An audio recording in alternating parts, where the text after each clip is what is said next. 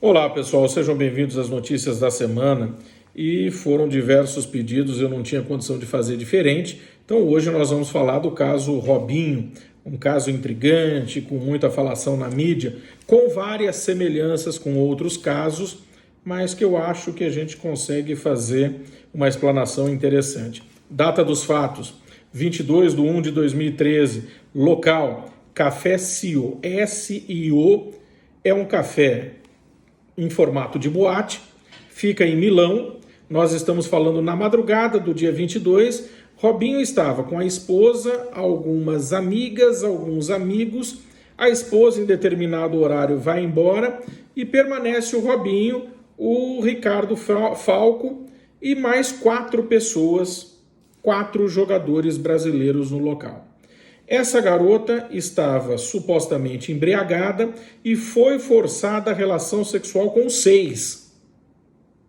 E aí o Robinho se posiciona da seguinte forma: olha, não, ela não estava embriagada, pelo menos eu não vi, eu não presenciei isso. Depois que eu fui embora, se ela estava embriagada é outra conversa, porque nós jogadores não bebemos, não fazemos uso de bebida alcoólica, e as pessoas que estão com a gente, nós também não deixamos. Eu não vou nem comentar a mentira e não vou nem apontar casos semelhantes, porque eu acho desnecessário. Mas Robinho diz: não cometi crime. Se algum crime eu cometi foi contra minha esposa, uma traição. Mas fora isso, não. Porque a única coisa que eu fiz foi colocar o pênis na boca dela. Ponto. Não houve penetração. Aí, não contente com isso, ele diz o seguinte, que num outro episódio, isso está gravado, ele diz: eu estou rindo porque não estou nem aí. A mulher estava totalmente embriagada e não sabe o que está dizendo. Percebam a contradição entre uma coisa e outra. E aí, não suficiente com isso, o próprio governo italiano, através do judiciário italiano, tomou o cuidado de proceder escutas telefônicas, verificar o que tinha, o conteúdo dos celulares. E o promotor do caso, ele é categórico em dizer: as escutas são exatamente a reprodução do que a moça disse em juízo. Portanto, não há discrepância. Não dá para dizer que ela está forçando, ela está mentindo ou provocando uma situação. De fato, aconteceu. O Robinho, por sua vez, entra e diz o seguinte: olha, aquele sujeito, fazendo referência ao primeiro, e ao primeiro nós vamos entender aqui como sendo o Ricardo Falco, eu duvido que ele não teria gozado dentro dela. Então nós estamos dizendo que a relação sexual está caracterizada. Ponto. Aqui nós passamos a discutir se ela tinha condição de defesa ou não. Ainda que fosse consensual, são 6 pessoas, né? Dessas 6 pessoas e uma, já começa a ser difícil você pensar na defesa. Isso é o que diz o artigo 609 do Código Penal italiano e o artigo que motiva a condenação, quando fala da relação sexual forçada sem possibilidade de defesa. Então perceba que nós já temos uma discrepância. O Robinho vai além, ele diz o seguinte: olha, um outro ponto que reforça a ideia de que essa moça não estava bêbada é que ela foi parar numa outra boate com os caras depois. Percebam a semelhança com o caso Mariana Ferrer, caso do Sul que eu comentei ainda há pouco, quando a defesa diz o seguinte: se essa menina estava embriagada ou estava dopada ou coisa parecida, como é que ela vai parar em outra boate? Ela vai parar das mais diversas formas. Ela vai parar carregada, ela vai parar no colo, ela vai parar de aplicativo e assim por diante, como aconteceu com a Mariana, por exemplo. Tanto é que o motorista do aplicativo disse que quando ela entrou no carro, ela realmente não estava no seu juízo perfeito. Ela parecia ou embriagada ou dopada. Óbvio, nós estamos falando que é um crime que deixa vestígio. Poderia ter sido feito ali uma dosagem de alcoolemia, para constatar a alcoolemia. Mas eu volto a dizer aos senhores que o nosso artigo 158 do Código de Processo diz o seguinte: quando não for possível a perícia, será possível constatar através do que nós chamamos de prova testemunhal. Então, no caso do Robinho, tem os áudios dele, né? Que os advogados dizem, olha, foram tirados de um contexto e não foi colocada toda a verdade. Deveriam ter insistido lá atrás, no momento do processo, para que fosse trazido o áudio na íntegra e não as partes, os contextos. É para isso que a defesa é paga, sem dúvida nenhuma. Então, me parece que é um outro argumento que cai por terra. Fato é, Robinho e o Ricardo Falco são condenados em novembro de 2017 a pena de 9 anos de prisão.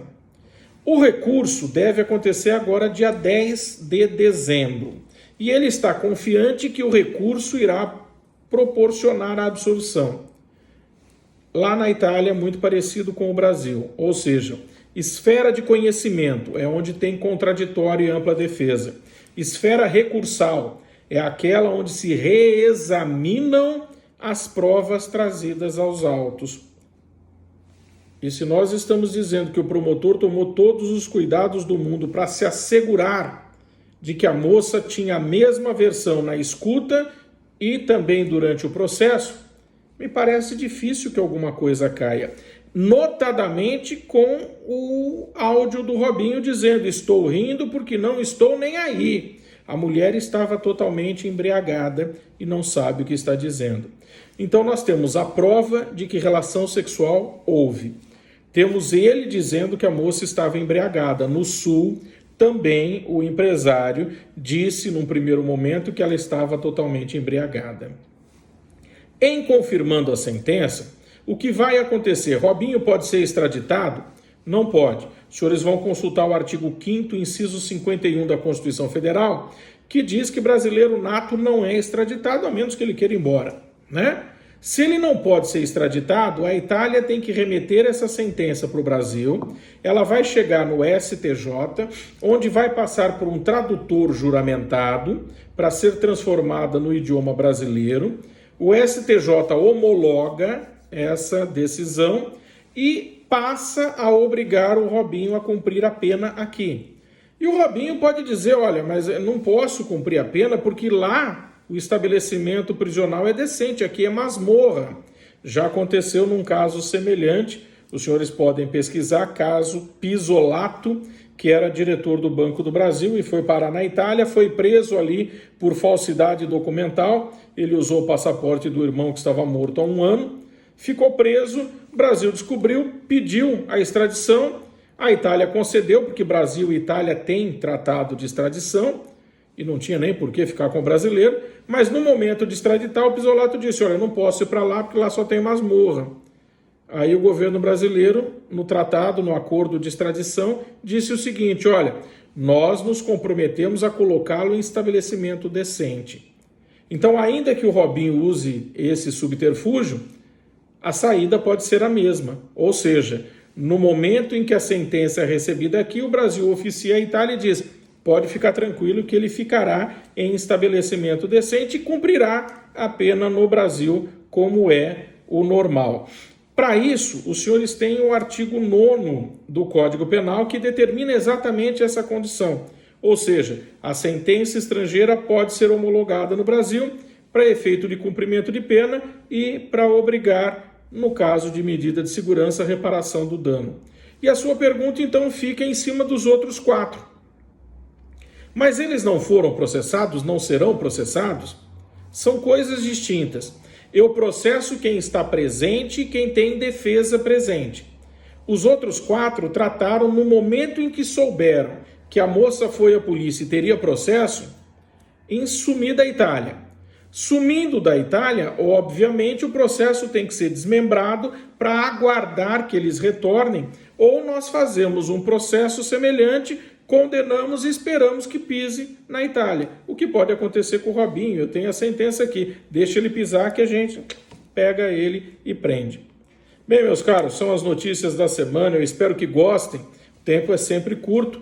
Curtam nossas páginas, indiquem para que a gente possa divulgar a um número maior de pessoas. Fiquem com o meu mais forte abraço e até o nosso próximo encontro, se Deus quiser.